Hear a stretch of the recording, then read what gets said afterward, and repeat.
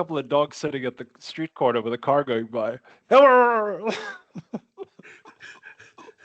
So I think that, Carl, you just said that we sound like a couple of dogs sitting at the corner as a car goes by while we're recording. So, keeping that folks, in, right? you now know how bad this episode is going to go.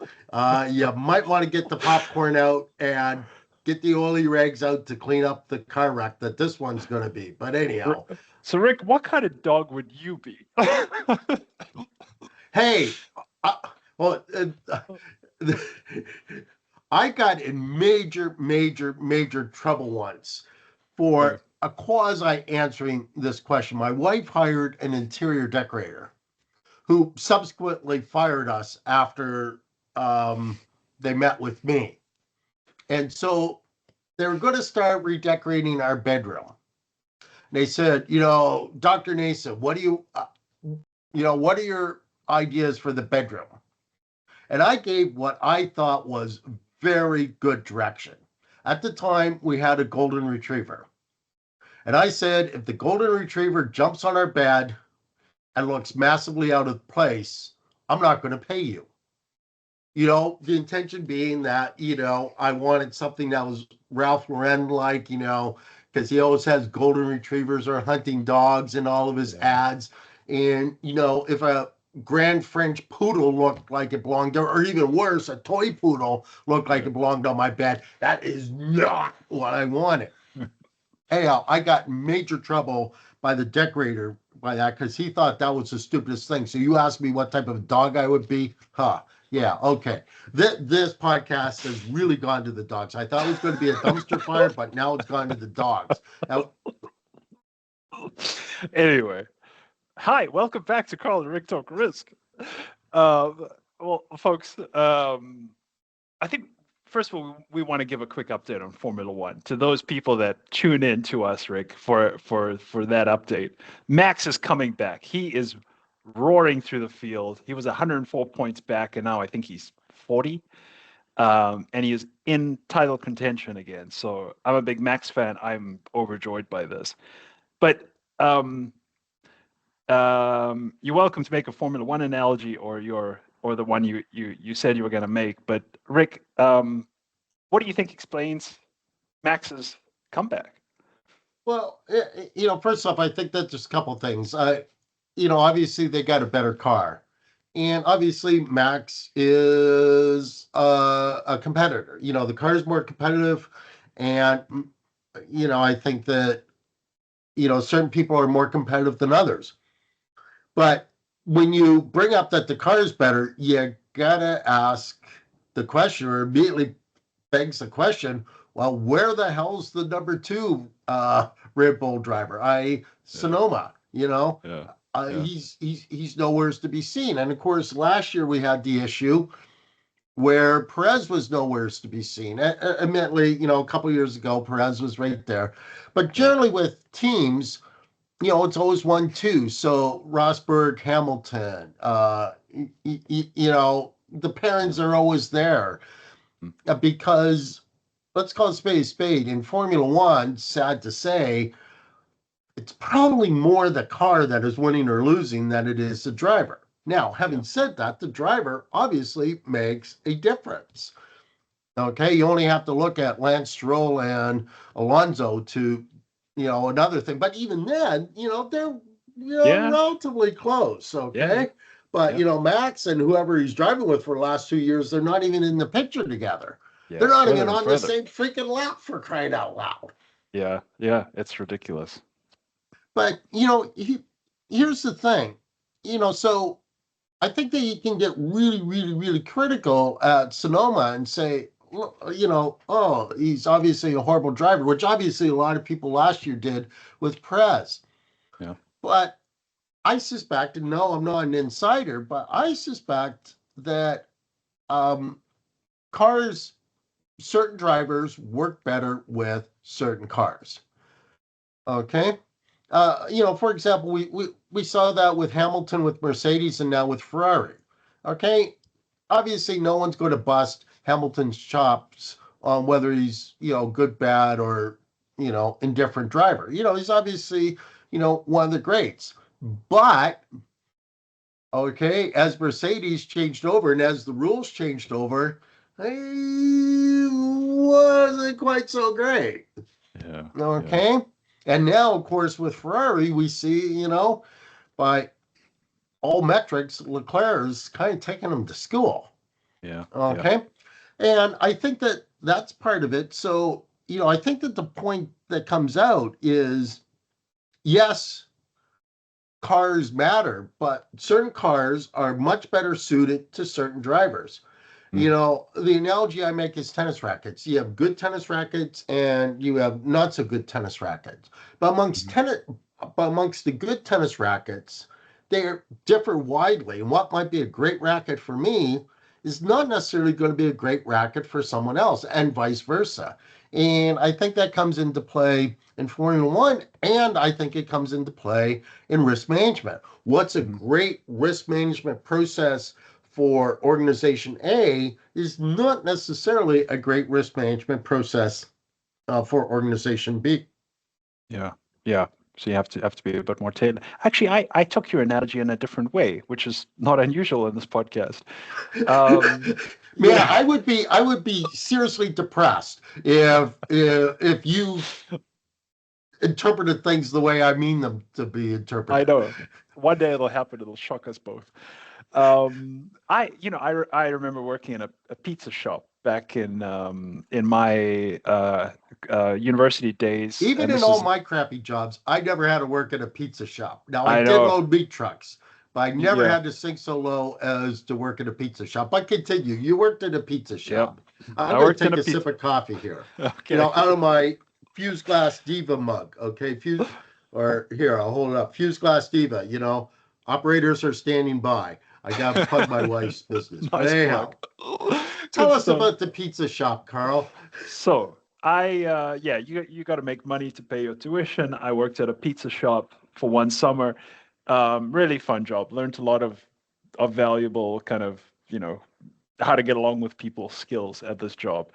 But I remember we had one guy who worked there, and I would almost never see him because this guy couldn't stand boredom. He couldn't stand the 3 o'clock in the afternoon. Some college kid comes and orders a pizza for his study session. He couldn't do that. He was bored to tears. He said, "Leave me alone. Call me when there's a rush. Call me when the line is out the door and 50 people need pizzas. I'll be there." He got a thrill out of that pressure. And I saw him in action. I mean, the guy would just hands everywhere. It's like he's got six arms and he's flinging the pizzas out. And as soon as the rush dies, he's like, "See you next time, guys. Give me a call." You know?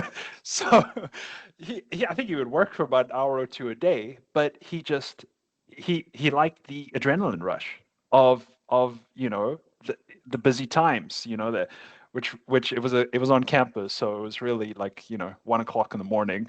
Everybody's been drinking and want pizza. But that's how I took your message about the rackets and about the right car for the job and I was thinking about different people in a risk management team. You don't really want everybody to do the same thing. You kind of want your Max Verstappen's for high pressure. Listen, we've got to respond to this quickly. We've got to get this done soon. You're the person for the job. And maybe you've got other people who, want to work a bit slower, want to take their time, want to ask around, get the facts, and they have just a different approach to work. And I haven't always seen that acknowledged within the team. So this is it. This is how I took your analogy. Yeah, Wow. I Okay. know, I think quite we just different. set a new record for being the farthest apart in ideology ever. First off, I totally agree that every type of organization or every type of management group, not just a risk management group, needs uh, uh, cognitive diversity. And I realize I'm going to get in trouble for saying cognitive diversity, but unfortunately, and this is a whole other thing, but identity diversity tends to crowd out cognitive diversity. You need diversity, but cognitive diversity, absolutely. But I I think the more important thing is that your risk management processes, your risk management style, your risk management strategy has to fit the strategy of the overall organization. It has to fit the the strategic goals of the organization. And I think, you and I spent most of our lives in financial institutions, and let's call a spade a spade. Regulation is de facto one size fits all. And yes, we were Yeah. talking earlier off record, which we will bring on this about, you can deviate from that a bit, but actually you really can't. It's more or less Yeah. one size fits all. Yeah. And that creates problems. Okay. First off, it obviously creates the grand problem of if everyone's using the same models and the same process, is when things do go sideways, and things will go sideways. They go sideways for everybody in a big way, and you get a systemic problem. But it creates a problem in that, it stifles creative destructionism. It stifles actually competitiveness. It stifles paradigm shifts. Um, I did a talk that actually became quite popular and was actually selected as one of the top articles in a risk magazine way back when things used to have risk magazines, or organizations used to have risk magazines. It was basically risk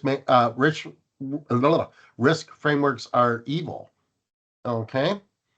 And when everyone's using the using the same framework, and everyone's using the same strategy, it's horrible. Like, I mean, let's go back to Formula One for a second. De facto, more or less, everyone is using the same car. Okay, Yeah. the deviances between cars is pretty tiny. Yeah. Yeah. And so, Formula One constantly has to play with things like, the reduction system and how that's employed, and, what Yeah. tires you have to use in order to bring in some competitiveness. Yeah. Yeah.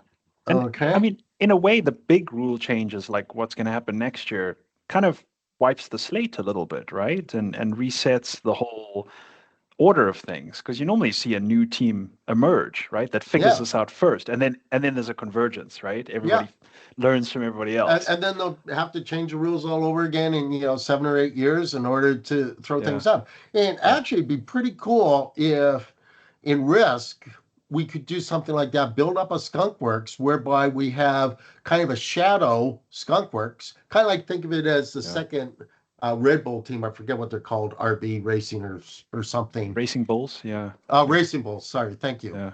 And that is out there to do kind of experimental stuff, to Yeah. be a shadow risk management organization, so you can try a shadow group. So that's why I think in part what Ripple is doing with Sonoma, I wouldn't be Yeah. surprised if it came out that they were. So they basically say he's never going to be as competitive as Max. So let's have him drive around the track, and we'll basically use him as a test subject. We'll put him on Yeah. different strategies. We'll put them on Yeah. slightly different wing adjustments, slightly different, tire Yeah. pressure adjustments, yada yada yada, What can we and learn from him? Yeah. and, That's an and see interesting what you idea. go. And Yeah. I think that doing something similar for risk is not the dumbest idea that I've come up with, but the race for the dumbest idea that I came up with, that's a very crowded field that is very competitive.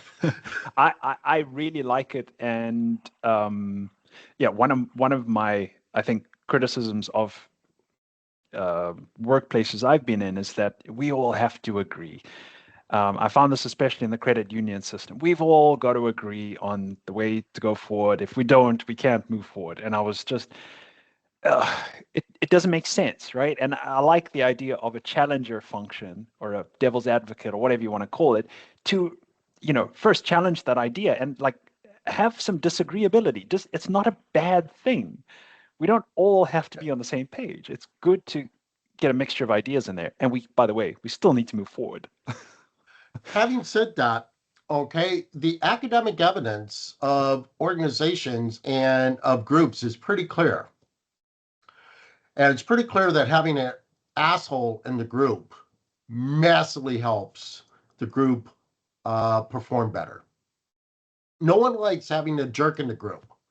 Yeah. Okay. And yes, I have no idea who the jerk in the group might be the most of the time. Yeah. But the evidence is very clear that having a jerk in the group massively helps things.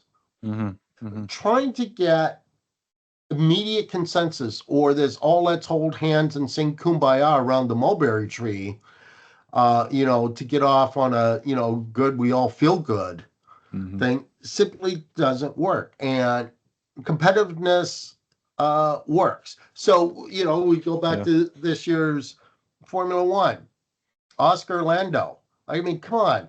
If we didn't have that soap opera going on, who the heck would be watching? Who would have been watching for the last, 5 races until Max came back in the picture? Yeah, that's for sure. I was about to tune out completely, and now, oof. Yeah. But it was solely because of the Lando Oscar, conflicts, if you want, or who's going to become the champion. McLaren, everyone's forgotten who's won the constructors championship. Like that was decided like the 3rd race into the season. Okay, but yes, I know I do follow Formula One. I know it wasn't decided 3rd race in the season. It was decided 2 races ago, but everyone knew that up front. But you tune in because Oscar versus Lando is a real conflict, and that's what makes everyone better. That's what makes it more interesting. That's what makes it more exciting. And actually, I think that we need some of that in risk management. Yeah, for sure. See, it didn't go to the dogs after all, Rick. We pulled it back. We chased the car down. Yeah, we might chase the car down. Now what the hell do we do with it? No, we have no idea. Well, we kind of need to end because I don't have a battery. My laptop is complaining because, anyway. So, on that note, I don't want it to turn off. So long, farewell, so long, everybody. Our feet are saying good night. We hate to go. Hey, we're gonna have to do lovely sight. Careful, we'll have to do a song every time. Might be demanded by the listeners. Oh, Have a good one, everyone.